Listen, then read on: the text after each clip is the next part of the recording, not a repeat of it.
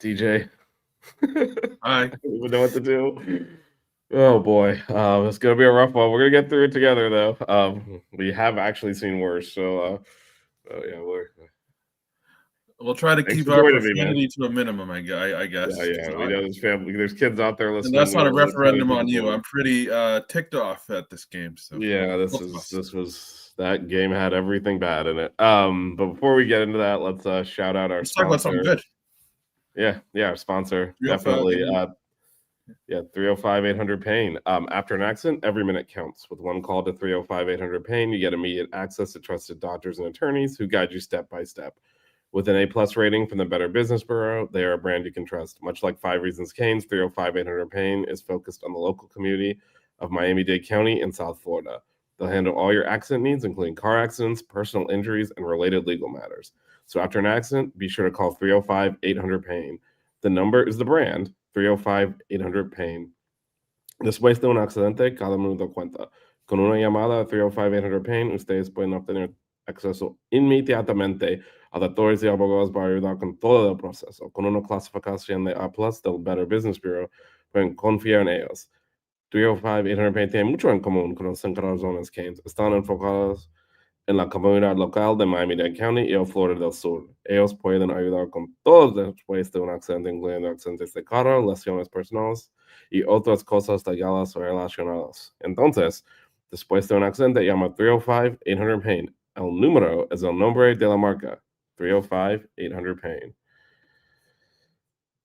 All right, DJ, that delayed the inevitable for a couple of seconds, but I mean, obviously, there's surprising. Obviously, the Canes lost to SMU 26-20 in overtime in a game they largely dominated, but made a million mistakes and kind of handed the game away. And also, some officiating controversies as well. There's a lot to get into. DJ, what were your initial thoughts on that game yesterday? My initial thoughts.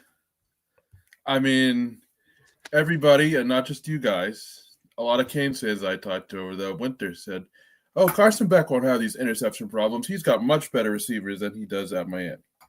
Same Carson Beck, different team. Same Mario, different team. Uh, and I get officiating was a problem of the game, but just so many blown opportunities. Again, so many blown opportunities. Yet again, I hear the same BS press conference. Oh, we all got to look into it. We all got to, this is a team loss. We all got to be better.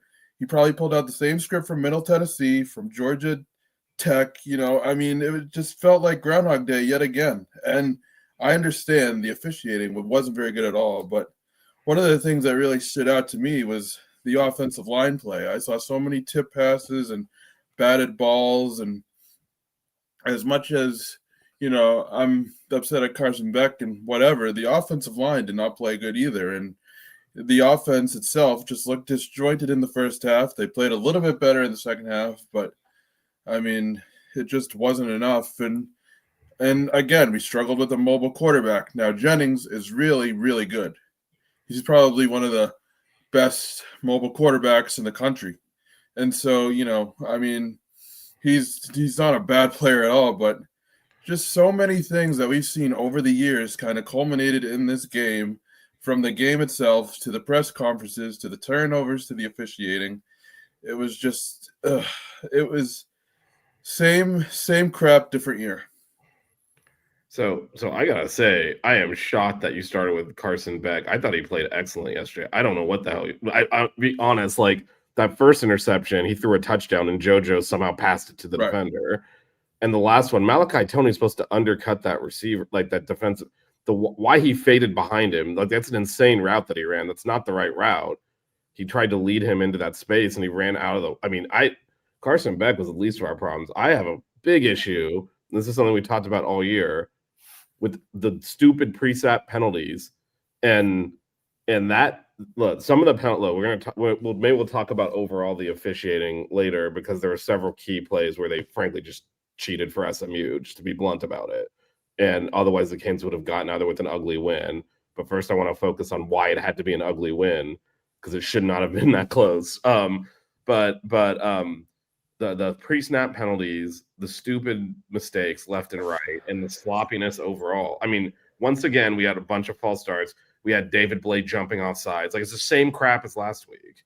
Like, I don't understand how, and we can blame the coaches, we can blame whatever, but the players got to take some personal responsibility too. I mean, I can't imagine. Maybe I'm wrong, but I can't imagine the coaches are not stressing this. In fact, I know they are, because just after one of the false starts, Carson Beck really like got upset and was like, "Come on." No, and so because you probably could tell. I'm assuming in practice the whole week, like, too many false starts. We got to stop them. They're false starting left and right, and at some point you just got to conclude these players don't take this stuff seriously. Because how's David Blake jumping off sides again this week? Like, I don't understand. He did that multiple times last week. It was a point of emphasis. He does it again, and the offensive line.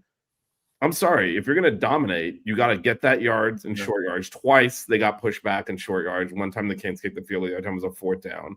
That's why they're dominating yards, but not the scoreboard, because when you drive the ball and don't score, it doesn't matter.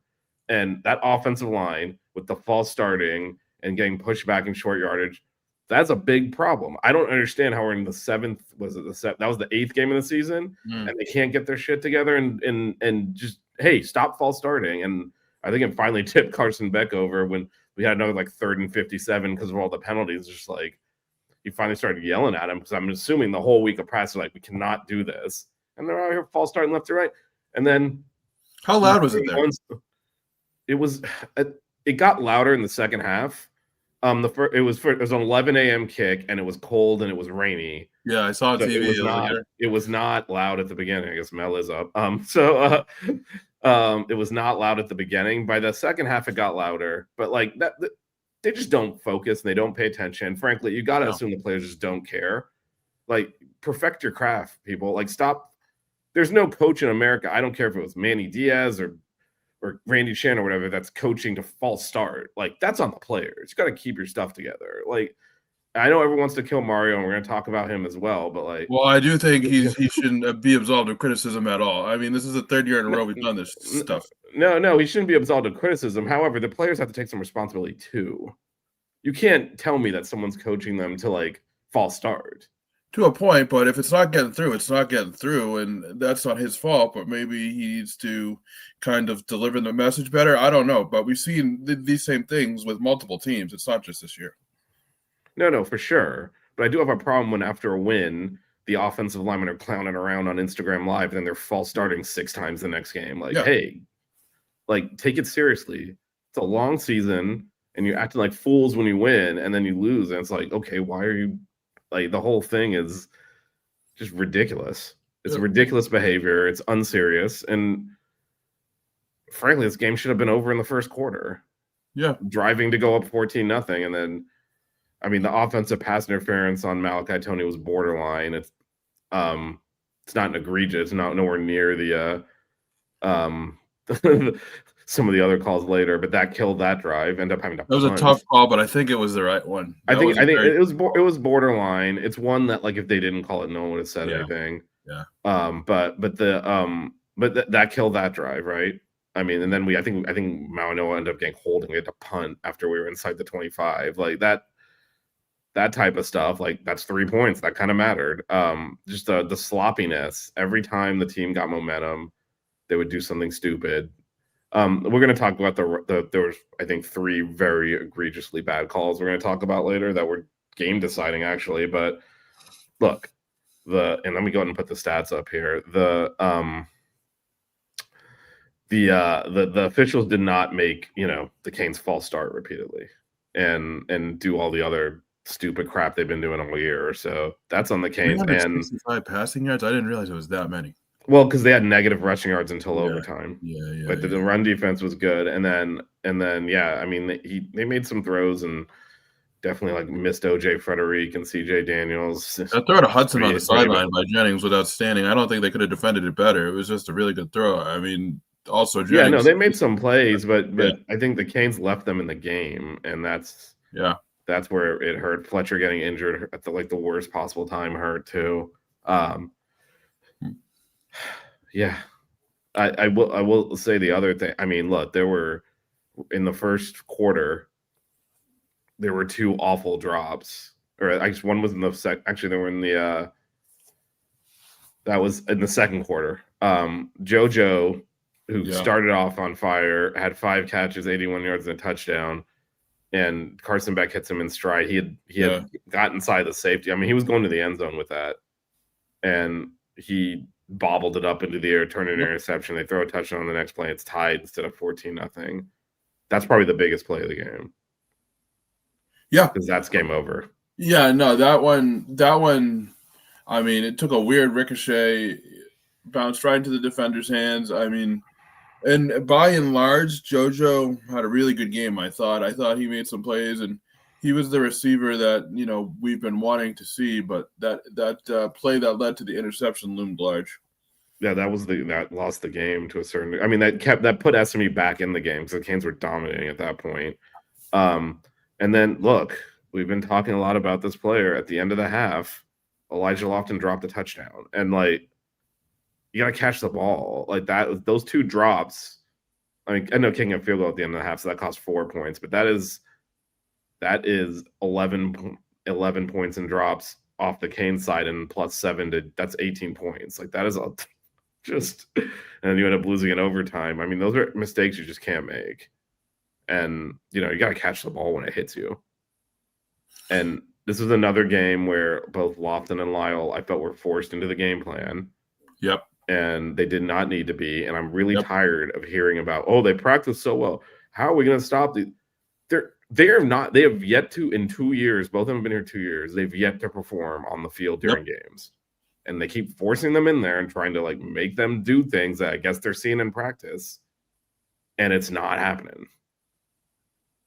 Yeah, I totally agree with that. And, I thought Shamar Brown ran really well, and I was happy to see him get more snaps this week and more action at the very least. And I agree. I have no ill will against, Lofton or Lyle, but, I'm tired of they could be good. They just have to get a breakout chance. I mean, they've had multiple chances, and they just haven't lived up to it. And I thought Lyle, to a degree was better last year, and Lofton, I just haven't seen enough. And, he's been on the field. Now, we could argue that he hasn't been targeted enough, but at the same time, it just seems like they're giving him we got to put him in the game. Let's see what he can do. We'll try to make him work. We'll try to fit him in. And you can't fit a square peg into a round hole. I mean, he dropped a touchdown. To me, it's inexcusable. Catch the ball like that. That's 4 points. We lost in overtime. Yeah. I mean, to me, it's a simple pit. So as much as we're gonna, and there's all sorts of things to say about, the coaching, which we're gonna go through, but the players got to make plays too. Yeah. And when the plays are there to be made, you got to make. When Carson Beck hits JoJo in stride, he's got to catch that ball and take it to the end zone. And then. But again, I think that's a culmination of JoJo not really playing a ton. I mean, granted, but CJ, we should obviously, CJ Daniels is out. Yeah. We still don't know what happened there. They weren't on the injury report on Thursday. They released an amended one on Friday where CJ Daniels, OJ Frederick, and Amon Moten went from not on the report at all to questionable, and none of the 3 played. Late at night too, right? It was I saw your tweet. It was oh wow, it's okay. Yeah, I don't know. I don't know what. I still don't know what happened. I'm assuming Mario will be asked about it, and probably give an evasive answer. But so that definitely hurt. That's why JoJo's in instead of CJ Daniels, who tends to catch the ball. Although he had a big drop against Louisville or Stanford, I believe, one of those games. I think it was Louisville actually. Was it Stanford? I don't even remember. It doesn't matter. But he's had. I think it might have been Louisville. Anyway, so there's been issues across the board. But I honestly you get hit with the ball, you got to catch it. I don't think there's any other. You see, SMU's receivers catching everything in their catch radius, and this guy's dropping it. I mean, come on, that's You can run fast and look good in practice and look good in shorts. When the ball is live and the quarterback hits you in the hands, catch the ball. And again, 2 big plays that you got to make, that plays that SMU would have made, and I think that's the frustrating thing. It's you get put in that position. Yeah, and didn't happen. A high stakes game. I mean, this was a very, very high stakes game, and this damn. I mean, look. I mean, it was that's it. Like, I mean, that was if you win that in the next 4 games, you're gonna go to the playoffs, and now like you're gonna max out like the Pop-Tart Bowl again. That did the season. That was it. which is unacceptable. Yeah, no, it is. It is. The other thing. So let's talk about the coaching a little bit, and kind of like some of the strategy in there. So, and I'll switch over to the player stats too, because it might inform the discussion a little bit better. But I guess what do you think is wrong here from a standpoint of? So this is not the first time this year. It obviously happened at the beginning of the season too, as the Canes were winning games. But when the team does not seem to capitalize and press the advantage on the scoreboard when when they're dominating. Like that first half was one-sided heavily, and it was 10-7 at halftime. And it's not the first time that's happened. The Florida game is a great example of like, why are they not up by 30 points right now? And then eventually pulled away. Notre Dame similar, like shouldn't need that field goal and stop at the end to win that game. I mean, I'm gonna put FSU to one side because that whole thing was just garbage time crap. But like, yeah, I agree. That game they did actually extend the lead out and did kind of put it away. But other than that, it feels like when this team dominates on the field, it does not show up on the scoreboard. What do you think Mario, Dawson, wherever you want to take this, are doing that's causing that? It's kind of mystifying. I don't want to say they're getting complacent because I don't think that's the case, but it does seem like they almost relaxed a little bit. Now, as far as the play calling is concerned, there was one play, and I think someone on Twitter was talking to us about this last night, where Beck kind of looked over at the sideline, couldn't get the play in, and had to call a timeout. And then there was another play, I think it was the fourth down running play, where I think it was Brown went to the left when he should have gone to the right. So I think, honestly, a lot of it is maybe player execution. And I think, although they can get a bunch of yards when it comes to, the length of the field, when it gets into the red zone, when things get tighter, they seem to struggle a little bit more. And so I don't want to say they're complacent, but they do seem to relax a little bit. And then, they have been pretty good in the red zone, but it seems like there's just times when, I don't know if it's the players or the coaches, where they're not on the same page at certain points. And then that results in, field goals instead of touchdowns, for example. Yeah. And part of this again, when if you want to look at like what the coaches can do differently. So that the timeout one where Carson Beck kind of got upset, we called timeout, was actually we then called the play that Malachi Toney got the offensive pass interference on. That was the next play. And then obviously backed up, and then I think they called a holding on Maui Noah on the next play after that, and we ended up having to punt after being easily in field goal range to go up 10. Which, if you just slam the ball into the line 3 times there and kick the field goal, you're probably gonna win. But I think part of it is, again, I think the running back rotation. You mentioned Marty hitting the wrong hole on a critical short yardage situation. Part of that is that they've yet to define these roles clearly. Again, forcing Lyle in there, and just getting him carries that, again, he has not, or maybe he's earning them in practice. He's certainly not earning them during the games. And he's been our least effective runner. And so when you get into those situations where, Marty Brown got a lot more carries earlier in there than he's getting now. And then Fletch gets injured. And all of a sudden, and when Fletch gets injured, and now, like you say, hasn't had as much game action last month, essentially. Yeah. Lyle came back, and it's like, here's the ball, go get the first down in a 4th down situation.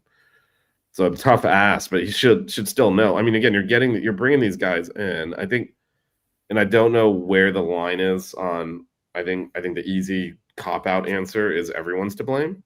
But at some, like, I do think we tend to look at the coaches, which I think we should. I guess the players are paid now too. I was about to fall back on my own line. The coaches are paid a lot of money, but so are the players. I don't see the seriousness. I will say this. I think Carson Beck took this very seriously. That's why you could see him agitated multiple times after. I think he understood the urgency of the game and the situation, what this meant. And I don't know that his teammates were with him on that. Because like you said earlier in the year, he's one of the only ones on this roster with big game experience. So he's played in these types of situations before, and I think it showed. Coaches included, honestly. I mean, coaches included. Like he has more big game experience than some of these coaches do. So I think, Yeah, and I think there's I think this is part of it too. The no sense of urgency. I will say, I don't think we were flat and complacent. We went down the field. Again, it was the penalties. So drove the ball a little bit. Penalties, had to punt, got the ball back, scored touchdown the second drive. We're driving down the third one. That's the one that imploded under penalties that looked to be legitimate. It was just us being the Canes. Yeah. And then the next drive, again, he hits JoJo in stride for what should have been a touchdown. That drop, that sequence right there essentially reset the game when the Canes had dominated a quarter and a half of it. So that two-play sequence of JoJo dropping what would have been a huge gain, if not a touchdown, and then SMU throwing a touchdown the next play. I mean, that is I think it's hard to overstate how damaging that sequence is. Because you're asking, like, why didn't they press the advantage? Just because you handed it back to them. And so, because again, the 4 drives up to that, it was the same. One of the reasons is the same thing we've been talking about here that Mario and Dawson talk about a lot in their press conferences, which they have yet to address, which is the penalties. That killed a couple of those drives. Yeah. And then the other one, though, JoJo catch the ball. If JoJo caught that ball, you win the game probably going away. And I think, that there were just so many mistakes. There's so many plays like that where it's just like, if you just make one or two of them. I will say, quoting her, I understand what you're saying. I don't think he played not to lose necessarily. Let's talk about one situation, DJ. So obviously SMU tied it with a field goal at 25 seconds left. The Canes had a timeout. It was a touchback, so at their 20. Mario took a knee to go to overtime. It's obviously easy now to say I wish he would have thrown the ball around because we lost anyway. But what would you have done in that situation? Try to move the ball down the field. Try to get into field goal range with the limited time that you did have. Taking a knee to go into overtime, I don't know if I agree with the statement that he plays not to lose, but I understand where he's coming from when he makes that statement. He does tend to play conservatively in hopes, it's almost like he thinks the points will be there later, and they're kind of not guaranteed to score, but he has enough trust in his unit to where he thinks he can put points, much like his timeouts multiple times this year, in his back pocket. But I do say when it comes to overtime situations or situations where they need to drain the clock, where Miami has the last possession, he does play it way too conservatively for my liking. Yeah, I mean, we'll talk about that a little bit in a minute, like especially the last sequence of regulation before then. I will say this is where I think he leans on the analytics, because I think if you look at your percentage chance of winning, kneeling is probably the play, because you're more likely to get into, let's say, to even try a field goal, they probably had to get to the SMU 40 to kick a 57-yarder. So you got to get 40 yards essentially in 2 or 3 plays. You're probably more likely to turn it over trying to do that, and then SMU kicks the winning field goal. So I think that's what the math says. Yep. What I actually said in the stadium is I would tell Marion to stand in the back of the end zone unless the ball goes over his head, kick it, pick it up, and try to run it. Because they took the touchback because we got him to run kicks back. Yeah. Yep. And the ball, if it lands anywhere, even they end up landing in the back of the end zone, and he let it go. He was at the front end zone, landed in the back for a touchback. I would have had him catch that, try to run it out. Even if you get tackled on the 5-yard line, you're just going to kneel it anyway. So to me, it was that was a free swing at one of the guys who's supposed to be one of the best kick returners in the game. Just catch the ball anywhere on the field and just try to run it. Yep. And I think because then, if you pop a return, that changes the math on all of that because you still have your Absolutely. timeout. And if you get a return out to the 30, 40-yard line, then you can try to make a play. But, like, you're not going to – inside from your own 20, that's a tough one to criticize with only 25. So a little bit more time maybe. Maybe you try to hand it off and see if you pop one. But, again, Fletch was injured, and that looked like it might be a multiple game, maybe season. That's not good. Yeah. So we'll see. Mm-hmm. We'll be able to talk. We're gonna do a show Wednesday instead of Monday this week. So I'm still in Dallas on Monday night. But maybe something to talk about there in terms of what we do with this running back rotation if Fletch isn't available because no one else has been good. And so that might have colored it too. Maybe if you have Fletch, you give him the ball and see if you can like make a play because you trust him not to fumble or do anything stupid. You maybe don't trust these other guys.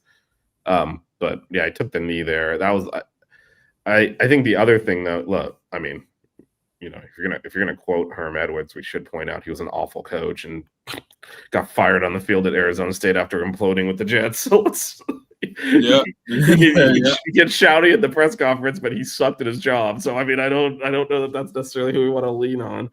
I will say though, like, so as much as the game should have been, put away earlier, the Canes caught a break, right? When SMU missed that field goal. And they did miss it. I know the guy thought he made it. It hooked outside the upright. Like, I don't know what to tell you. Like, it was not good.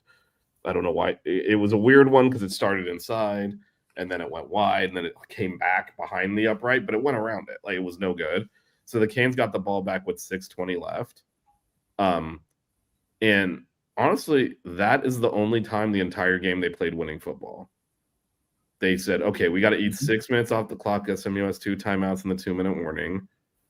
And we're going to do this. And I know you're saying I see Michael Jordan saying he relied on the defense. No, he said offense run these 6 minutes off the clock and converted multiple third downs, got called for multiple penalties on the drive, of course. But then on that last third down, that was at the 2-minute, right before the 2-minute warning.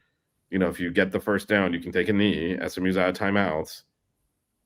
I mean, Keelan Marion smoked the guy, and Carson Beck threw what would have been the game-clinching touchdown, and he got pulled. They threw the flag and somehow decided it wasn't passing. I don't know. Again, the Canes put themselves in a position where they had to make those plays at the end of the game, but that drive, if you're talking about what do you want out of your team, like, hey, look, we're playing like shit all day. We've blown this game. Can we see this game out? To me, that drive, they did everything they needed to do, and the officials just took it away. I don't know how you don't call that. I mean, if he doesn't pull Marion back, Marion's going to catch that in stride and walk into the end zone. That's why he pulled him back. And I don't understand how they threw the flag and then decide to have a conference about it and decide that like tackling the receiver isn't a penalty. Like, I don't get it. I don't get it. And yeah, that was a tough we one. want to blame the Canes, as much as we want to play the game, like blame the Canes, and there's all sorts of blame to go around for even being in a close game, in a game that they should have put away in the first half. You gotta act like if you're trying to make the play at the end of the game to win it, and you make the play, and then the officials decide, nope, we're not going to let you have that. That's a load of crap. Yeah, I agree. I definitely agree. I was surprised at that call. It definitely was a pass interference. I'm not sure what they saw or what was said in that conference to kind of make that determination, but he got held, and Miami did get robbed there for sure. And yeah, and it was something more to come just on this question. So actually, yes, they did. And actually, this is the first time I've seen this. I don't know if they changed a rule or something, but they forced them to use a timeout for one of those. They said timeout for faking an injury or something like that. I believe they changed the rule this season, if I'm not mistaken. Yeah, there was one play, I think it was in the first half, where the Canes were driving, they went tempo, and SMU tried to sub a defensive lineman up, and he was not only trying to run off the field, and it was going to be too many minutes, he was actually behind the Canes line of scrimmage, so it would have been offsides as well, and he just fell over and grabbed his knee, and they forced SMU to use a timeout. Yeah. So so yes, they were. But I guess they they penalized him with the timeout. So in a way that didn't, and at least in that instance, it didn't do anything. The other thing that happened too, this was on the last drive. I guess it ended up sort of not mattering on SMU's last drive of regulation, but like there's 40. I know exactly how much time. There was 47 seconds left, and SMU had an injured player with the clock running, and they didn't run the 10 seconds off the clock, and you have to. I noticed that, and I was wondering, if it was. I don't know what happened there. Mario should have been on that. That's an automatic 10-second runoff. I don't understand why that didn't happen, and whether or not it would have mattered. It would have been 15 seconds at 25 seconds. Obviously, the Canes are going to kneel it regardless at that point, but I don't know if it. You never know if that's going to increase pressure on the offense, less time. It also should have been a running clock after that play. They didn't start it. Like all of that. When under pressure, people make mistakes, and giving them I just don't. It's just not. I don't know that. I doubt that actually affected anything because there were 25 dead seconds at the end of the game. So what was 10 seconds going to do? But just like simple application of the rule, and they can't get it right. No, it's like the officials don't know their own rules. I mean, there is. Yeah, that's the stupid thing. Like, yeah, because I don't think that impacted at all. In fact, we might have even given the game and where the ball exactly was, we might have even, if they'd asked Mario because he gets to choose, he might have declined the runoff, trying to think, hey, maybe we can get some more time for the offense if they score at that point, because it was kind of borderline in terms of game situation. Yeah. But like the fact that they didn't do any of that, just like, okay, we're gonna pretend like the dude didn't get injured, we had stopped the game. Like I don't understand. And the other and there's a couple other calls we should talk about too. One was obvious first play of the second half. The Canes came in, hit SMU's quarterback, Kevin Jennings. Ball came out, Canes recovered it. They ruled it a fumble. They went to replay and overturned it. It was very borderline. I've watched the replay multiple times. I've heard the audio because, again, the ACC, one of the advancements they made is doing the audio. My issue with that call is not that it's egregious. It's not a top 5 worst call from this game because we saw some other stuff that was like insane. But my issue is they come into the audio, and maybe we got it midstream. He's immediately saying, the hand's clearly coming forward with possession. We all agree, right? Yes. Good job, everyone. And I'm like, you're describing things that are not happening on the screen.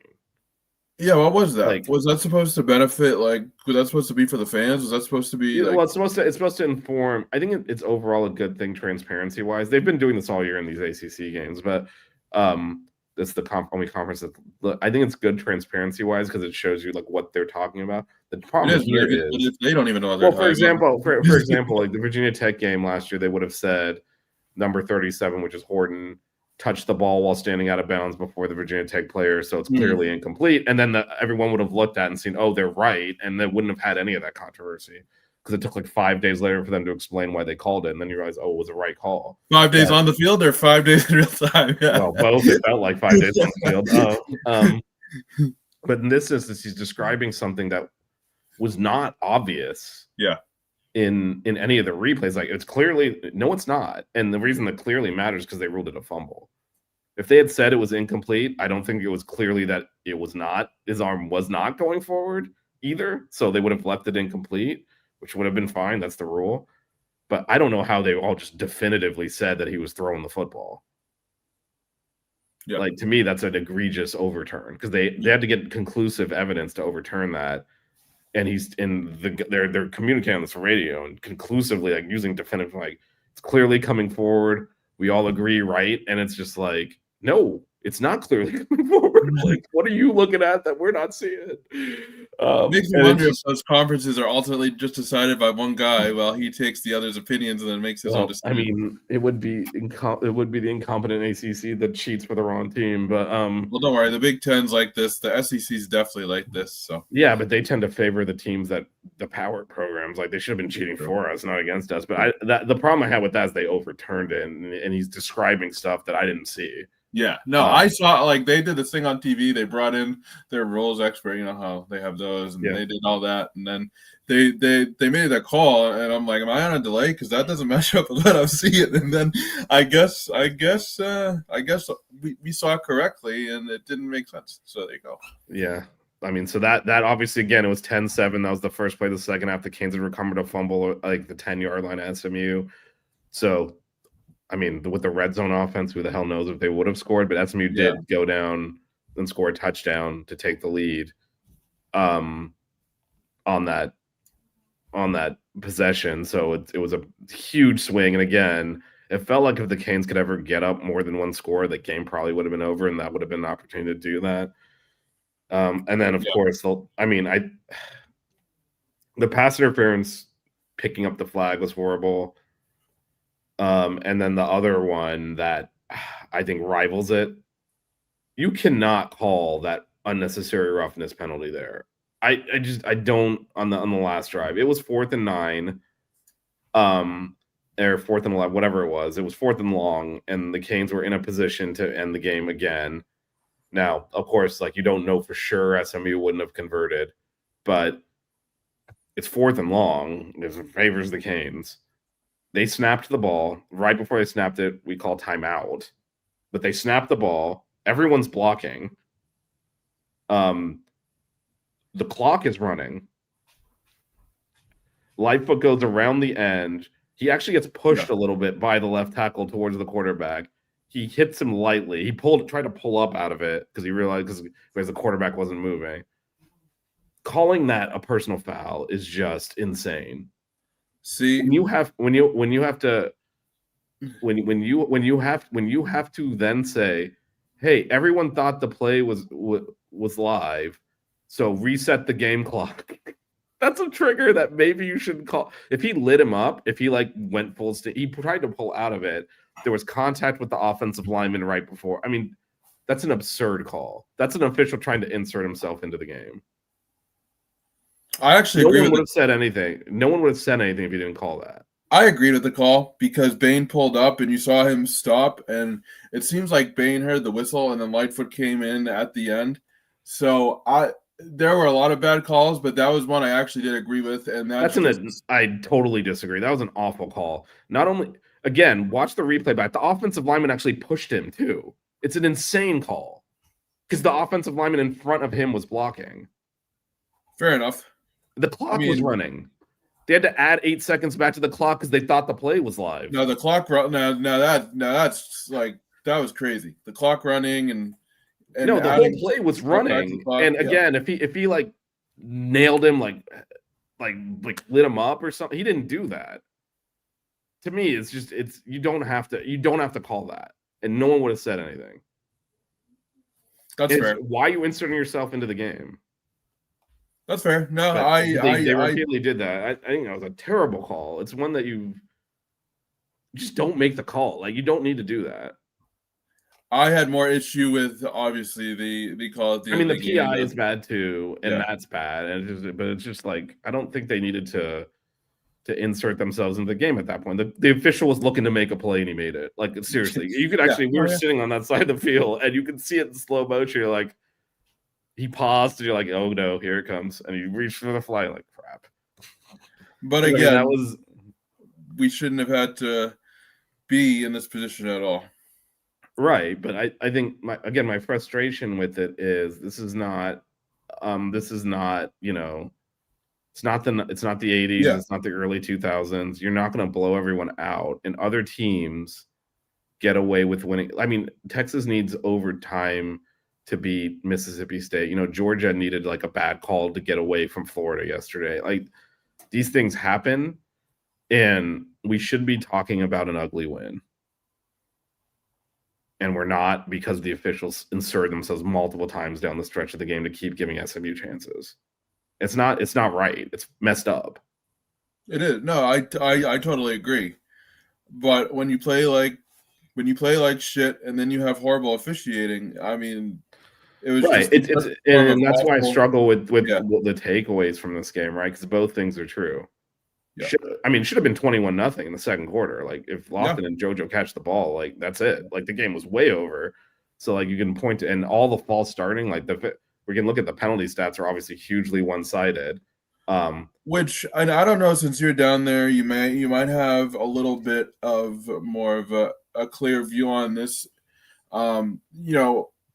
Cristobal and Mirabal are offensive line minded, are known for being disciplined, teams and things like that. Is there anything during the game or anything that you saw on Saturday that you could see that's different from other years, or is it just truly, they're undisciplined this year, they're not getting the message this year? Because I don't remember it ever being this bad in the crystal ball era so far. I mean, I think that I can't answer the question of what the hell's going. Okay, so look, the stats are one-sided penalty wise. That's this 12 for 96 for the Canes, including all those critical ones we're talking about. Yeah, 4 for 40 for SMU. One of those was a delay a game they took that they had to call. And then also there's the missed calls, like that pass interference should have been an extra penalty there. Some of the ones on the Canes were a little borderline. Again, the personal foul we just talked about. So I don't think the officiating was fair. However, a majority of these are like, the dude just false started. Like, these are not. Yeah. I did have an issue with the amount of times they tried to call holding on us while SMU was holding on every play. Like, to me, that's just, again, I don't think it was. They could have easily called 12 for 96 on SMU too, just by calling the same holding penalties they're calling on us. So, like, referees across the league have been terrible at the holding penalties this year. Yeah, there's that element of it for sure, but none of that, and that's why I want to separate those two things out. We can have a discussion about how the officials in an overtime game put their thumb on the scale for SMU, and it likely cost us the game in the end sequence. However, we got to that end sequence in a tight game because of drop passes and penalties that the officials had nothing to do with. And those penalties that the officials had nothing to do with have been happening, like you said, all year. And we've said these are going to cost us in a much bigger game. We can beat, get away with the lesser teams with these penalties. But when it comes down to these later games in the year, these penalty habits are going to cost us, and they did. Yeah, and this is where I agree with what Gina says here. I think it's both, though. I would say we tend to just focus on the coaches. It's the players, too. It is players. Because you said this was going to cost us in a bigger game. Yeah, we talked about it. It already did, though. We weren't undefeated. How is that not the kick in the ass to be like, hey, we got to focus here. Like, we can't do this again. Instead, we did it again. We did it against Stanford, too. And it's the pre-snap penalties, which are automatic calls by the official. It has nothing to do with the officiating. That's just you false start. They're going to see it, and they're going to throw the flag. And why are you doing that constantly? And we did it at home too. It's not because it's not like it was loud. No, we do that at home. I misread Lashley. I misread Lashley to some degree. I don't think it honestly. Like I think. All right, I think we can have a little bit. We'll dig in this a little bit more with Blue and Jazz on Wednesday. But I think we can talk about the coaching. I guess, is there anything? We'll have that discussion. I know people want to have that discussion, so we'll maybe close the show out with that. If there's anything else like on the field from yesterday you want to talk about? Not particularly. I mean, just like we said earlier, the running back rotation. If Fletcher goes down, you have Brown who played well, but then you don't have a ton of depth there. And I know I led the show off with Carson Beck because that interception was a big play, but, it really wasn't his fault. I do think, what I saw from the offensive line yesterday was really concerning. Tip balls at the line. SMU did a good job of getting their hands up. So, I don't understand. Yeah. And I think our offensive line, by and large, has been good, but they've just, between the penalties and then yesterday with the tip balls, they've just shown a few cracks here lately. Yeah, I honestly, I'm a little bit lost. I see Mel in the comments. I don't know what to do with this. Okay, so here's where I'm at. And I know some people are calling for Mario's head. And like, he's obviously not going to get fired. My thing is this. The Canes have not hired a good coach since either Jimmy Johnson or Dennis Erickson. Everyone, because if you're going to go Butch Davis, he did the same thing Mario did. Stack the talent and blew games. That's why he has no championships as a head coach here. That team had no business that he had losing to Washington that year, and they had no business blowing. They beat Florida State, but ended up that was the year the BCS put Florida State in anyway. Mm-hmm. But one of the reasons they did is the Canes were up 20-0 against Florida State and blew the game. That's why Dorsey had to throw the winning touchdown to Shockey. They give it 23 points in a row in the second half, and then he threw the winning touchdown. So if you're gonna talk, he was basically a mirror image of what Mario is, stacking talents and then like not maximizing it. Like it's been 30 years since you hired a good. So like I think if you're thinking, oh, we're just gonna magically like no, like we've done this. I think we need to stick with it. But what I'm struggling with, and what's really frustrating to me is for all of his discipline that we stress. We see Mario, you know, we know he's a hard ass. We know he gets in the office at like 1 a.m. and leaves at midnight the next day and sleeps like an hour and comes back. Like we know how hard he works and how much he stresses discipline. For all of that to result in the undisciplined, sloppy clusterfuck we see on the field every week, I don't know where the disconnect is. To your point, he's an offensive line guy. Mirror balls. These are is one not just from again. This is where I'm disconnected a little bit. It's not us saying like even his biggest detractors say Mario knows offensive line. Miraball's the best offensive line coach in the country, and if not, it's like top 5 for sure. Yeah. Why can they not get them to stop false starting? I don't know. I honestly don't know. Like it's not even like a technique thing, like blocking. It's literally false starting. I don't know. I don't know what that is. It's like that's why this is the one that I mean I've said like 1,000 words on this show and I still don't have an answer. Like it's a team that on the program level is stressing discipline and you know working hard and doing things the right way, and then on the field on Saturdays it's a sloppy mess. It's bad penalties, it's missed tackles, it's just all these things that like why I don't understand why it does not translate onto the field. I've seen this multiple times with multiple programs this year, honestly, including the Nebraska team I cover. Good salesmen sometimes do not execute on the field. They say all the good things in the press conference. They say, you know, what they need to, but oftentimes it doesn't translate on the field. And I think that's what makes them good recruiters because they can sell, you know, good things about the program and whatnot. But oftentimes they struggle what they say in the press and, you know, say about discipline and stuff like that. They struggle to correlate it to the field. And I do believe that Mario is, you know, preaches discipline and things like that, but I don't know if it's, you know. Yeah, I don't know why it's not connected. Yeah. But I don't think firing all the coaches is an answer. And I think we constantly we got to get off that hamster wheel. Like, plus they've already done it. Like, yeah, I mean, exactly. What exactly do you think is going to happen? And every time someone names a coach, like they do the same thing. Like everyone's all of a sudden decide Lane Kiffin's the best thing since sliced bread. The Canes were better than Ole Miss last year. Like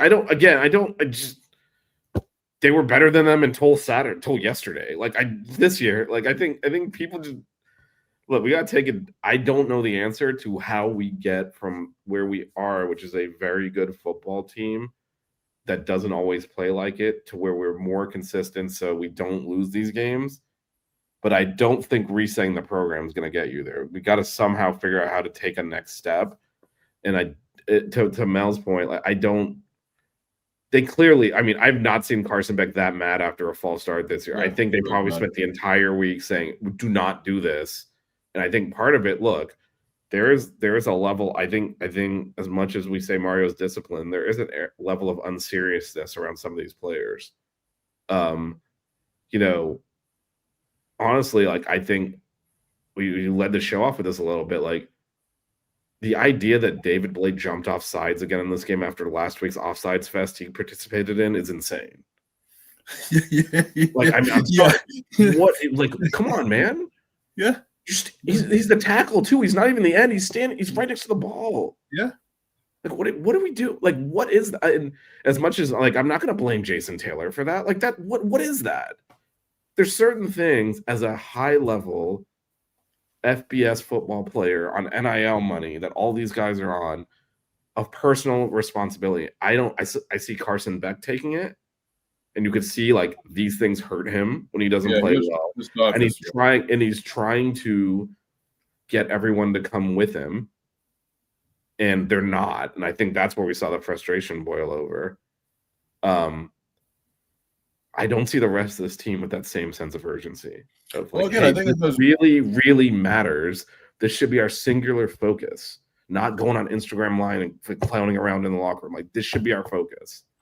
And I think Carson Beck is there. I don't think the rest of his teammates are. I don't think, honestly, the coaches are either, if you want to be honest. I don't think, because if they were there, then this stuff wouldn't keep happening. And they obviously don't want to lose. I mean, let's be real here. They don't want to lose, but you keep seeing the same things week after week after week. And, these coaches haven't been in big moments either, a lot of them. So it's like when Mario has. He went to the Rose Bowl, right? Yeah, he won the Pac-12. They won. I think they lost one game that year. They were on the edge of the playoffs. They won the Rose Bowl. He won the Pac-12 multiple times. Like he's been there as a head coach. It's just I think here's where I'll fault the coaches. And yeah, I totally agree adjustments are needed. I'm just not sure what the answer is. I don't think the answer is firing coaches. I think we've done that repeatedly. These assistant coaches have all turned over. Is there a single assistant? Mirabal, I think, is the only one that's still here from like his original. Remember, it was the Gaddis staff, like all those. Yeah. Yeah. So like, I mean, we've done that. Just keep redoing it. It's not the answer, but I think this is where I'll fault Dawson to a degree and Mario to a degree as well, because I think they're both, working together on this. Not at some point, and actually I was talking to Melissa about this during the game, like whatever the reason, we're going to make these penalties. We're going to play sloppy. And we are approaching these games from a game management standpoint like that's not going to happen. Yeah, I agree. And no, we need to be able to adjust for the fact that, yes, we are going to false start a lot. Flatly. Like, that's going to happen. So what are your plays to get out of that? It's because every week in the press conference they show up and again, as Melissa said, the way Breck reacted like the fifth time Inez Cooper false started or whatever yesterday was like, we talked about this all week. How could you kill? It was that attitude. Yeah. Yeah. But also, we've listened to Dawson and Mario, both of them in press conferences all year, talk about this false start, kill this drive. This false start, kill that drive. We've talked about this. It's obvious. Oh, yeah. And it's accurate, too. It was killing drives, but also 8 games. Okay, what's your counterpunch to that? Just to say, oh shucks, we need more balls down the field. You need more big play. Like, it can't all be screen passes into the flat and conservative. We play conservatively on offense because we think we have a physical advantage, which we do. We go on these very long, slow drives because of that. Again, it's risk-averse offense, which works if you play clean. And you can win it all. Alabama has done it multiple times, playing before Alabama opened the offense up. Remember, they used to win games 14-10 and just and I think that's what Mario's trying to do, but you can't do that if you're making penalties left and right. And then, it looks like you're playing conservative, when you are, second and 15 because you had a penalty and you're already backed up and you're trying to just gain the yardage back and the play goes for 5 or 6 yards and that plays into but other teams. I guess my point is other teams false start and still get the first down. Yeah, and I think yes, when you start getting the offensive pass interference followed by the holding, you're not going to convert 3rd and 39, which is what we ended up with on that drive. But but it's been a year of we're moving the ball, 2nd and 3, false start, crap, drive over. Yes, it's harder to get 15 yards than 10, but to me, we're long past the times of the coaches saying, "Oh shucks, the penalties killed us again." And that drive would have worked if not for them. I mean, we talked about this in the Stanford game. The first drive, we're moving the ball right down the field, and then back to back a penalty and then a negative play, then missed a field goal, and they went down the score. And that whole first that, if you just finish that drive off, you probably blow them out right in the first half, and you're not even really having any of those. Why didn't they show up? But my point is, why did one false start kill your drive?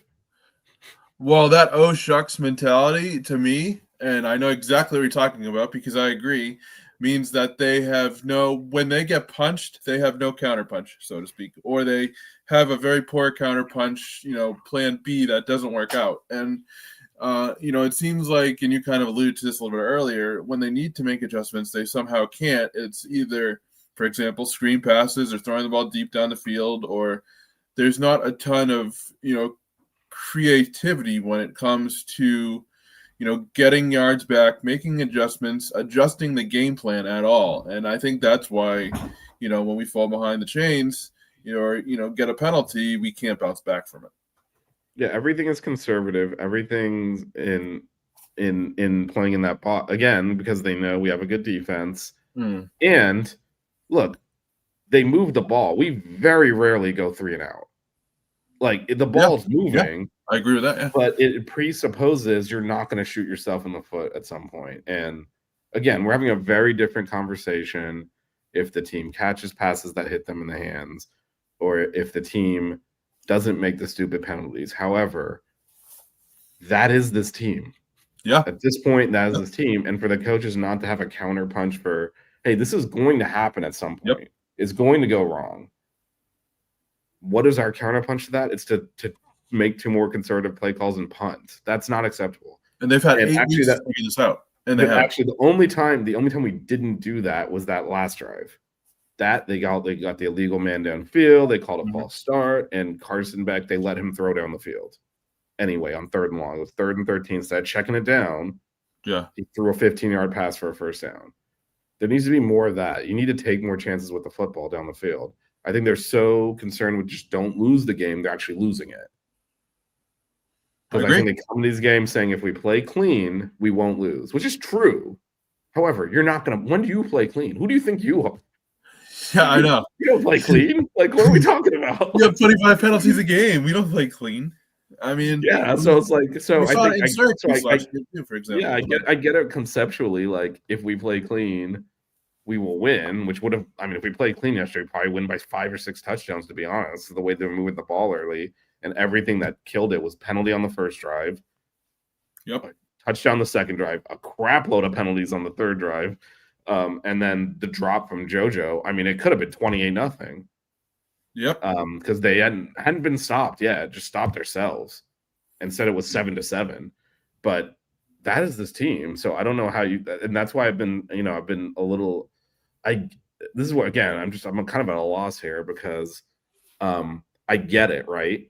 Like the way they control these games. I mean, the time possession was 38 minutes to 22 or something. The way they control these games makes sense, and it does physically wear the other team down, and that's why they were able to make that 6-minute drive to clinch the game at the end. Except the refs didn't call pass interference, but that's because they physically wear you.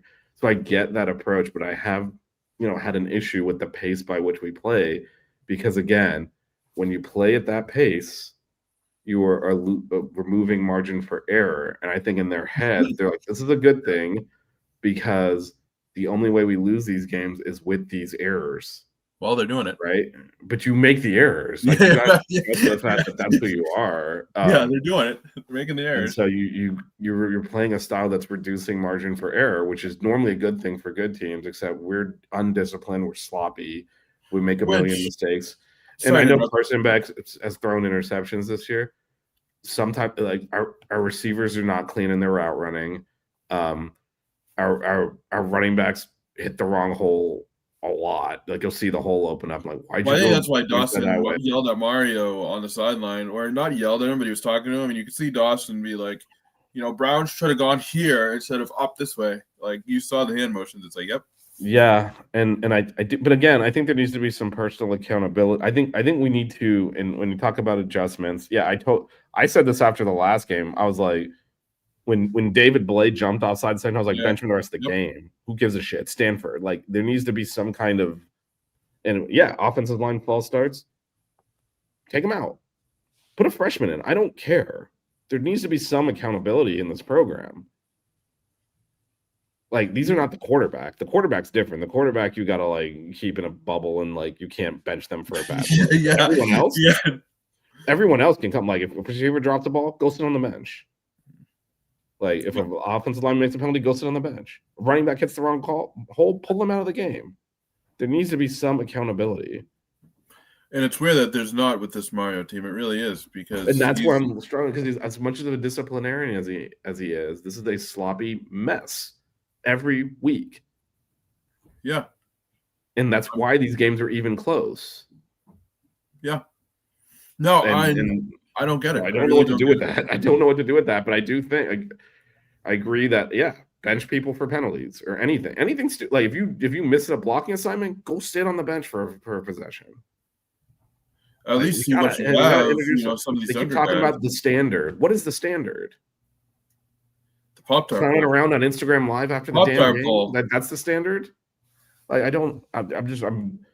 I am frustrated that this is not because of the players, that we, the two of us, and Carson Beck and the coaches take this shit a lot more seriously than most of the players do. And we're not getting paid for it. Hey man, that 305-800 pay. Well, we're not getting millions of dollars paid. We're 305-800 what I mean by serious is obviously, like, look, to get to this level, they're working their asses off. That's not what I mean. I mean, like, not understanding the urgency of the situation. Like, these false starts are critical. And I don't feel like that urgency. He came across the Carson Beck for damn sure, because like, he wanted to fight his whole offensive line. But I don't think, I don't think it came across to the rest of the team. Like, I think they just realized I think they always think it's almost like a trap. You're so talented and so good. Yes. I don't think there's any doubt there's talent that you think you can overcome it, and you don't necessarily. Yes. And like, no, you can't. That's the perfect way to put it. And I think that's the problem. And again, I think they're used to playing in. Thank you very much. I think they're used to playing in games like the Pop-Tart Bowl and not the national championship like Carson Beck is, or a January Bowl like Carson Beck is. So they don't understand the gravity of some of these moments. I just don't think they understand. I thought Louisville, at least for one thing, would have like at least got into their heads that these penalties, the sloppiness is going to does cause you to lose games, and then it's 2 more weeks of that. And there's no way the coach, but I do think we need to switch up some of our, like, the way exactly, attention to detail. And I think this is the, like, I know everyone wants to see all the coaches get fired because we always do. This is where Mario needs to, because he's been very, like I said, like, if you look at the Kevin Steele, Josh Gaddis first half, like, that's been wiped out, right? And then it was Guidry. He's gone. We've seen enough success of this offensive and defensive staff that we need to stick with it. And what we need to do, though, is change. They got to look at what is causing this, and they got to fix that, because he's done a very good job of looking at the coaches and make every offseason we have changed stuff over, and we've made moves to address issues. Mm-hmm. And that's why we've gotten, and that's why we're in a situation. Yeah. I mean, his first team here won 5 games, and now we're in a situation where we're like, freaking 10 wins and Pop-Tart Bowl. What a disaster if we were to win the last 4 games, right? That's a disaster for us now. So they've taken us this far. They've got to look at their game day operations and how they're preparing and clean that stuff up. And that's not firing coaches. That is looking at, like, we don't know what they're doing. Look, the idea that they're not preparing, they're not stressing penalties is stupid. They are. It's not working. Something is not working, and they need to address that. They need to look at themselves. They need to look at what they're doing and what's not working. They need to change it. Like, it could, like you're saying the running back hit the wrong hole. Okay, we got stuffed in short yards last week too. What happened? We got stuffed in short yards twice yesterday. The second time we kicked the field goal, but 3rd and 1 we tried to run it and didn't get it too. So, like, something's not working there.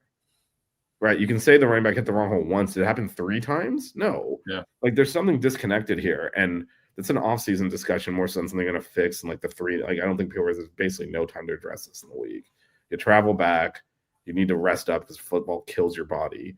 Like, it's not like you're going to go out there and like, let's get pads on and like fit. No, you're not. That's off. Like, when they get to the off-season, which is going to come sooner than we want it now. He's got to look at that and look at what. And he's got to address that. Yeah, exactly. Yeah, Genius is exactly right. He's shown an ability to make adjustments over time, and I think he needs to now look at two main issues. One, why are we able to dominate for large stretches of the game and have it not reflect on the scoreboard? That is across the 8 games. Yep. Every single game, it should be a bigger margin. The second thing is the lack of overall discipline. He's got to figure out what's not connecting. I don't know what the answers to those questions are. And we frankly don't have the information in terms of how they're being prepared during the week or in the offseason even to address that. But the coaches certainly do.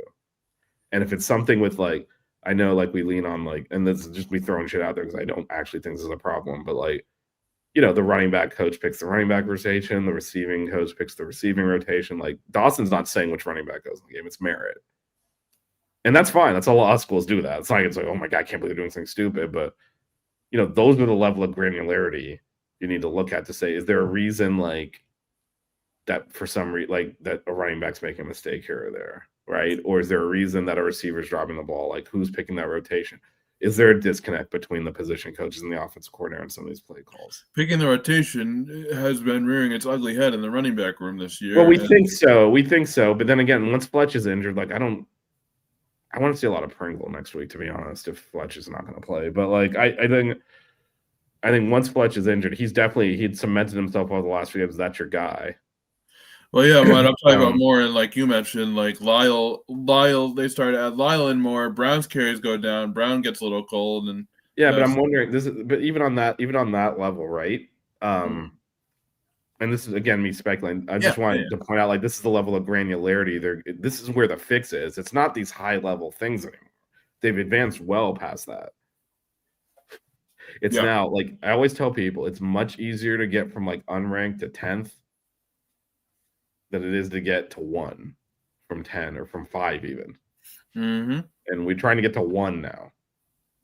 And that is like a tweak. It's not it's the James Franklin syndrome, right? Like if you look at his record at Penn State, it is outstanding. Pull up his Wikipedia and look at all the freaking bowl games he put that program into and it's insane. And they're big game, like big bowl games in the freaking national playoff semifinals last year. And they ran him out of town because he couldn't figure out how to just take that one granular extra step. So I think when you look at, like, again, I have no issues with the way like that they're allowing the position coaches to handle the rotation. I think it's probably fine, but it's that level of like, why are we inconsistent? And they're gonna have to micro analyze all the little ins and outs of a weekly, like of the weekly of like how they do their game day operations to figure out, okay, what can we do different? Okay, because I'm 100% sure we've drilled into these guys. You cannot false start. Watch the damn ball. When the ball moves, you move. On offense, on defense. On offense, listen for the snap count. We drilled this all off season. You should not be doing this. I am 100% sure they've done that and it didn't work. So like, what else can they do? I don't know, but they should be able to figure that out. That's why they're paid all this money. And so that, to me, is the off-season task. I don't have the answers, but something they're doing is not working, and they need to look deeply into that and figure out what that is and address it. And it'll be fine. If they don't, we're going to be right back here next year having the same conversation with insert transfer portal quarterback here getting blamed because we always blame the quarterback. And it's just I don't know, man. I don't know what to do with this. I just saw a report actually yesterday that Virginia Tech felt an urgency to hire James Franklin, so we might see James Franklin more. That is a problem for us. I'm just going to tell you that right now. Oh yeah, he's an excellent football coach. That program is underachieving big time. They recruit the DMV really well. He knows that area of Virginia. I mean, again, this is for those that are new to like. And not new, just not old like me, like don't remember Virginia Tech and like when they were a power program, and not just that they were a power program specifically because they would recruit Pennsylvania, Maryland, Virginia, and grab a fair share of that talent away from like Penn State. And I gotta tell you, James Franklin at Virginia Tech is not a good news for us. No. He's an excellent program builder and an excellent coach that just like got fired for essentially doing what Mario's doing here now, except he did it over a longer period of time. And if we get to, so Mario's going to be here for a long time, but if we get to like year 7, 8, and it's the same thing, maybe he'll get fired for basically the same thing James Franklin did, which is just you couldn't win the big one. You couldn't get from 5th to 1.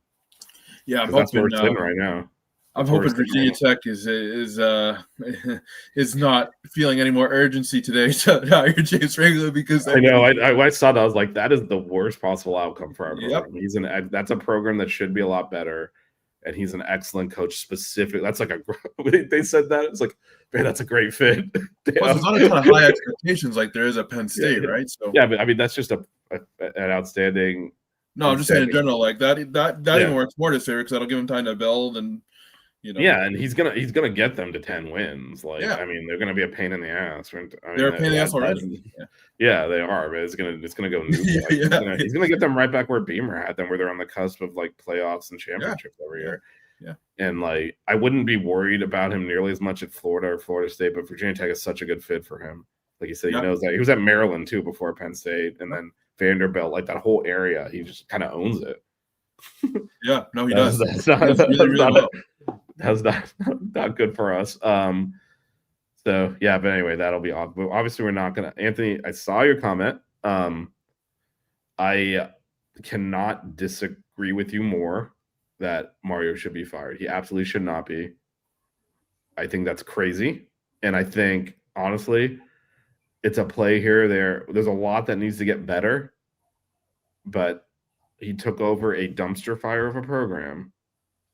And again, we are looking at the season is over because the maximum we can get to is 10 wins. Is 10 wins the goal? Absolutely not. The season, they blew the season. Like they blew this. It was all in front of us and they ruined it. And that's gonna be like that's a forever one, right? We're gonna be talking about this in 5 years. Like, well, I'd say we had that opportunity, right? This year and last year. Last year's a little bit different because I think the defense was legitimately bad. Like, I think in this case, like, we have now, like, that game yesterday, how do you have 38 minutes to 22 on time possession and lose? Like, I think that's because even, we talked about that Syracuse game. Obviously, you're up 21-0 with that would have clinched the playoff. Even if you lost the ACC championship game, you would have made it, as SMU proved. But that game was 21-0 by like a fluke. And that's why we were so mad they put Lyle in when it was 21-7. Like, this game is not actually, it's 14 points on the scoreboard. It does not feel like, because they moved. The more things change, the more they stay the same, right? Yeah, I know. If you recall how that game got the 21-0, obviously we got the ball first scored. Yeah. They went all the way down, and then they called like a bad penalty on, like it wasn't actually a penalty on them, and backed him up. And then so they only got 19 yards instead of 20, and they went for it on fourth down and dropped a pass. And it was like, oh, they didn't score. And then we scored again because we had Cam Ward. And then the next thing, I forget, I think they dropped another, like an open pass that would have scored on the next drive. They had to punt. And then we scored again because we had Cam Ward. And it was 21-0. And then they immediately dog walked us down the field and scored a touchdown. Like, this is not a 14-point game right now. And then they put Lyle in. We didn't score. And then they scored right going into the half, got the ball first. The second half scored again. It was 21-21. And it's just like that team, as much as like that was a Cam Ward masterpiece, but the team itself was not, they weren't what this year's team was on both sides of the ball. And so this is much more of that was a blown opportunity because you should be able to see out a 21-0 lead. I hate how you said what this defense was because, oh man, it's over. It's over. Yeah. And so to my point, my point is, like that's the level Mario's taken this program from and to. I mean, we've talked about this extensively on the show. You and I did the Middle Tennessee post-game show. Like, this is this is in a way more disappointing just because, like, again, this team was good enough to win it all, and they stubbed their toe in the stupidest ways possible over 8 games, and it's over after 8 games. They didn't even take it deeper into the season. Like, that's the frustrating thing. But to get it from where it was to here and then say, well, fire him, and because you got to understand, fire is starting over. This program is not in a start over state. And I think you got to stick with it and you got to figure it out. And I mean,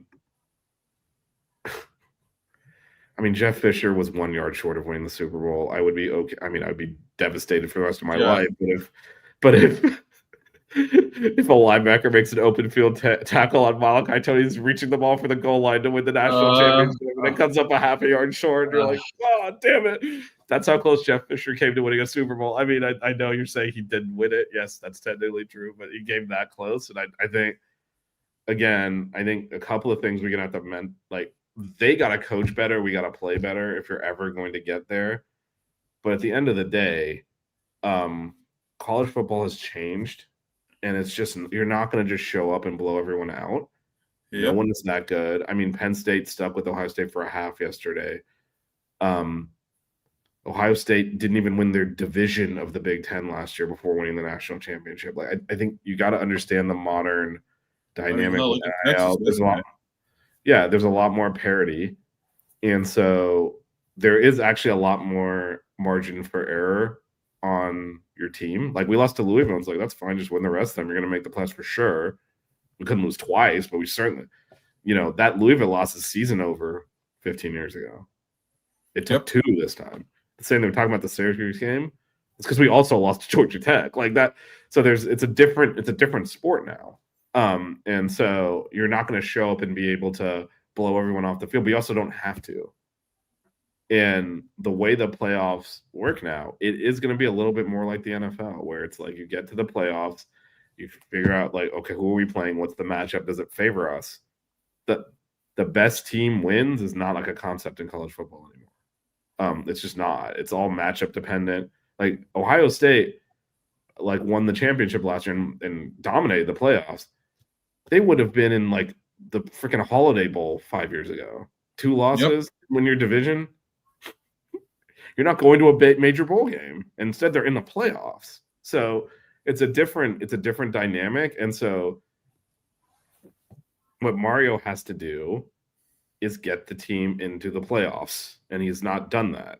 He's gotten him to the edge of it. We were like the last team out last year, but he has not gotten over that hump. And until he does that, he's going to get questions. Once he does that, you go back into a crapshoot situation. Now you're sitting there like, okay, who are we playing? Is it a good matchup for us? And then that's that, really. I mean, it comes down to a play here or there. It'll be the same crap it is now, except that's why it's so, in a way, there's a lot more margin for error to get to the playoffs because you can lose games now and get in the playoffs, and they're thinking about expanding it to 16 teams too, which will give you more margin for error. In fact, if they were doing that, the Canes might still be able to make it. No chance now, but with that said, the regular, like dominating over the course of the season doesn't even really matter anymore because you get a reset. It's worse than the NFL. These aren't even home games for the better teams. The top 4 teams get to go to the bowl game nearest them. Like Oregon went undefeated last year, and just their reward for that was playing Ohio State in the Rose Bowl, a team they'd already beat. Like that is the way football is now. So it's different. And he's got to figure out how to, again, be more consistent game in and game out, so that when you have the advantage on your opponent, it shows up on the scoreboard. That means the penalties. That means the tackling, the discipline, the play calling, all has to get a little bit better. We're talking marginally better. We are a handful of like stupid plays away from winning that game by 4 touchdowns yesterday, and instead lost in overtime.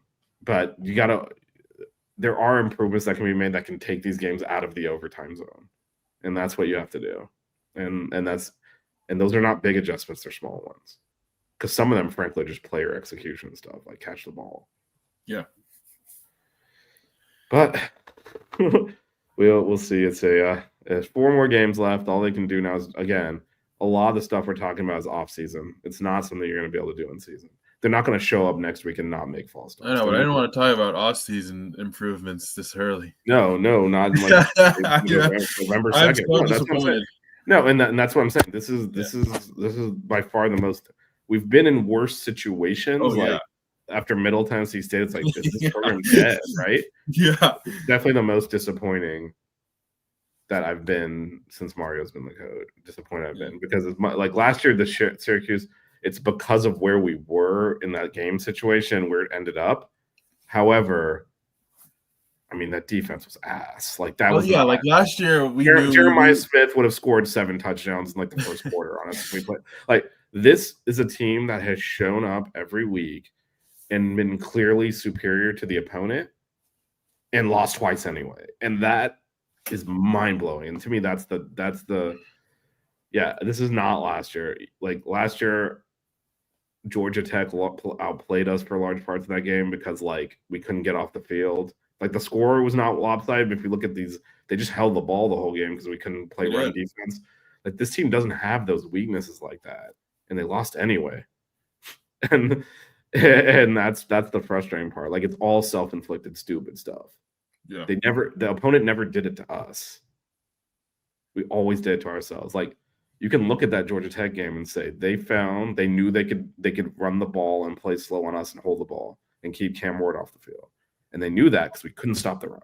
And they slammed Haynes King and their running backs, everyone into our line repeatedly and gutted that game out. And it was a good game plan exploiting our weaknesses. and that's why I lost that. Syracuse knew we couldn't cover anyone either because we couldn't play defense at all. They had a veteran quarterback. He roasted our secondary repeatedly. Those were exploiting weaknesses that were fatal for us. This SMU didn't make us like false start and drop passes or do any of this crap. Like this is that's why it's so frustrating. This is as disappointing, like I said, as I've been in this program since Mario's taken over, because there's no excuse for this team to be sitting here at 6-2. None. It just isn't. Like they have not been outplayed in a single game. I mean, these stats are very lopsided, and you're in overtime. Why? I don't have the answers. I don't know. I mean, I don't know. Yeah, well, I just had high hopes, and again, they came crashing down. Yeah, they came crashing down, and again, there were patterns across the 8 games, not just in the losses. And I guess it's just more disappointing when the reason is like we saw this all year. The defense stinks was last year's refrain, right? We knew that like the defense was not reliable, and it bit us. When it's just like, could you not false start? Oh, you can't not false start? Crap. Like, I mean, that's like, I just, yeah, right. That feels like more avoidable than the defense not being good. Like, I mean, there were legitimate problems last year defensively, and this is a team that showed up. Yeah, this is a team that showed up every game with the better team on both sides of the ball, had the better offense and defense in every single game, and lost twice. Yep. Anyway. And on that rosy note, so anyway, yeah, there's going to be a lot to talk about on Wednesday as well. Like I said, we're going to be a little bit late on 6 rings. I'm at the Monday night football game in Dallas on Monday, but are they going to win on Monday? Honestly, my soul has been taken. I don't actually really care that much, but yeah. So we've got that on Wednesday. We'll obviously unpack this more. We'll talk about Syracuse homecoming. I mean, look, for this season, whatever the outcome is, it's going to be a disappointment, but you can still do more damage. They need to go win these 4 games. Like, it's not going to get you into the playoffs. It's not going to get you into a good bowl game. Like, your ceiling now is Pop-Tarts. Like, that's the reality of where you're at. Mm. But winning 10 games and going 10-2 versus like packing it in and going 7-5 is a huge difference. They have got to like still show up and win these games. I agree. And so like that's very critical that they play the season out well. You build momentum into next year. Be nice if they won a bowl game for once. We haven't done that since like Rick won the actually the same bowl. It wasn't the Pop-Tart sponsored, but its first year. I haven't won a bowl game since then. The previous bowl game before that was Larry Coker's lame duck game after they fired him in the Blue Turf Bowl against Nevada. Like, didn't we play a bowl game during the COVID year?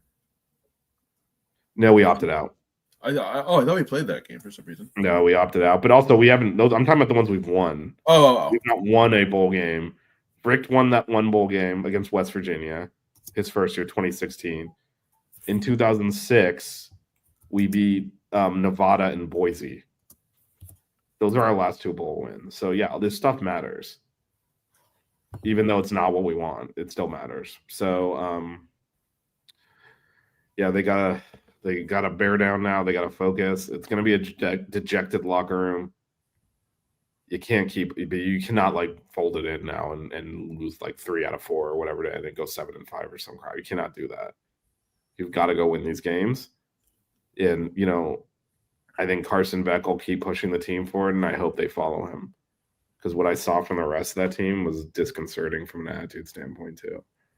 And they got to rebuild that. And yeah, we'll talk a lot about that on Wednesday. We've obviously got that show, so we'll also look ahead to Syracuse. It's homecoming.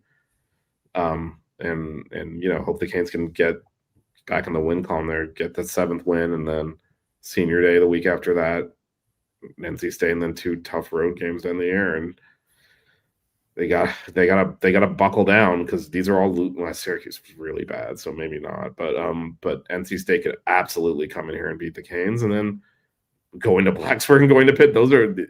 This could go bad, and they really need to buckle down and understand that what you do day in and day out, what you do snap to snap matters. And I don't think they've done that in the first 8 games, and they need to do that over the last 4 games to avoid a complete disaster.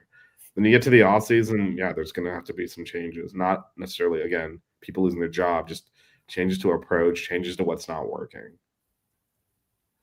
But yeah, we'll be back on Wednesday. We'll get Blues thoughts on this, and then also we are working on getting. Actually, basketball starts tomorrow night. In case you're wondering, it's a doubleheader at the Watt. We got women's, and then the men's an hour after. So definitely head out there and get a 2-for-1 on that. And there's a couple, and then both the teams play on Thursday as well. But we're going to be doing buckets live from the team store next Sunday. Time to be coming. Matt's actually coming into Miami for homecoming, so all three of us will be live in person. Awesome. So we're gonna have that. So stay tuned for that as well. DJ and I will be live Sunday morning, talking about Syracuse next week. So let's hope. Anyway, thanks for sticking it out with me, DJ, for this. I guess what we can call therapy session here. Yeah. No problem, buddy. Any given Sunday. Yeah. All right. Well, thanks everyone for sticking with us. We'll get through this. As a Canes family, I should laugh. It's one of those laugh so you don't cry situations. But yep. We'll all get through this together. There's more games we play. Let's see if we can go win those. And some of our seniors have put a lot in this program, so let's hope we can send them off at least on a more positive note than what today feels like. There are 4 games left, so the only thing you can do is line up and try to win those 4 games. And if you're watching this, leave your favorite flavor Pop-Tart in the comments so we can. I mean, look, I'm telling you right now, look, the Canes are not going to make the playoffs even if they win out, but it would probably require winning out to make the Pop-Tart Bowl. So. Make the Pop-Tart Bowl? Yeah, that's the highest, because remember all the bowl games are aligned to the playoffs now. So that's why we were the last team out of the playoffs last year. That was the highest bowl we could go to. Wow. Right now, if you look at the ACC standings, we're in the middle. So maybe the Pinstripe Bowl again up in my neck of the woods? Yeah.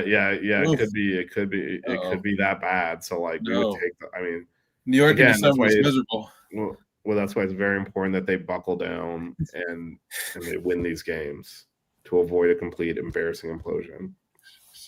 I'm just laughing because I didn't know the Pop-Tart Bowl is the highest, one of the higher bowls. Well, it used to be the Champ Sports Bowl. It's that one. It's the top ACC Power Bowl. And now all the big bowl games have pushed into the playoffs because the Peach Bowl used to be a secondary bowl. It's now in the playoffs, so you kind of fall down. It is one of the better bowls outside of the playoffs, and so that's why the Canes were there last year when they went 10-2. So it's going to take a lot of work to get back there. Well, time to start drinking. Yeah, well, it's a little earlier where I am, but yes, 5 o'clock somewhere, right? That it is. DJ, thanks for joining me this morning. Everyone, thanks for sticking with us and listening to us. And we'll all get through this together. We've been through worse. We'll eventually one day DJ will come out the other end. But that day is one day. I'll be planning my flight to Miami and going there when we're in the national championship. Yes. That day is not today, and that year is not this year, unfortunately. But we'll get through this. All right, DJ. Thanks for joining me. Everyone, thanks for listening. And we have Six Rings Cane Show on Wednesday. DJ and I will be breaking down Syracuse Sunday morning, and then Buckets live from the team store at some point Sunday afternoon. Stick with us. Basketball's heating up now, so we're going to do a lot of basketball content. And it's exciting. Yeah. Even our darkest moments, it's always go Canes. Go Canes.